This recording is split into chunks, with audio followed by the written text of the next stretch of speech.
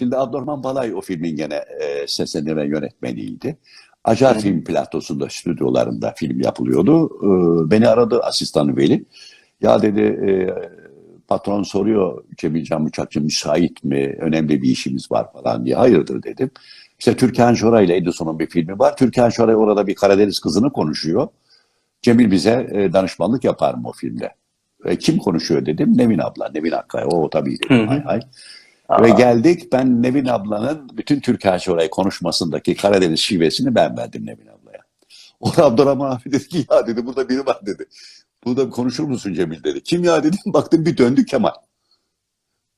Kemal Sunal. Siz Lütfen tanıyordunuz değil mi? döndü. Kemal Sunal'ı tanıyordunuz. Tabii canım. Tabii o dönem Şimdi, tanıyordunuz. şöyle şimdi Kemal rahmetli iyi bir çocuktu.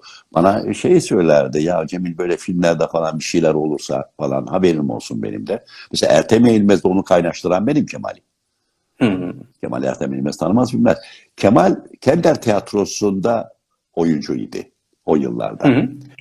Sonra şeye geçti bir süre, Deve Kuşu Kabare'ye geçti.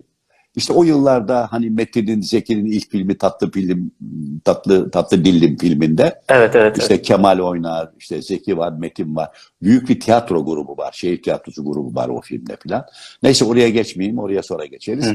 Ve işte orada Nevin ablaya ben o şive danışmanlığı yaptım. Karadeniz konuşması A'dan Z'ye kadar. Orada işte Kemal'i konuştum ben. Siz tabii bunu danışmanlığı yapmanızın sebebi Karadeniz'de olmanız. Aynen öyle, aynen öyle. Yani Aynen benden öyle. daha iyisi yok o zamanlar. Dublaj dünyasında. Doğru. Öyle, Evet, öyle. Kemal Sunal'la konuştum dediniz.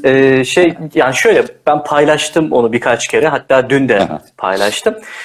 Genel kanı biz tabii Kemal Sunal'ı hep kendi sesinden duymaya alışık olduğumuz için ya bu hiç yakışmamış falan dediler. Dedim ki yani Cemil Can Bıçakçı söyleyelim, muhtemelen o da yakıştırmayacaktır. Çünkü daha sonra Aynen. Kemal Sunal'ı dinlediği için, kendisi kendi sesini bildiği için orada neden seslendirmeye ihtiyaç duyuldu? Yani Kemal Sunal o şiveyi yapamadığı için mi, yoksa siz hazır oradasınız seslendirin gibi bir şey mi oldu? Aynen öyle. O dublaj ekonomisi. Yani Kemal'in tekrar gelecek, Kemal için ayrı bir kaşe yapılacak, o işte o bir maliyete eklenecek falan gibi. Bir de rol tabii biliyorsun çok uzun bir rol değildi. Evet.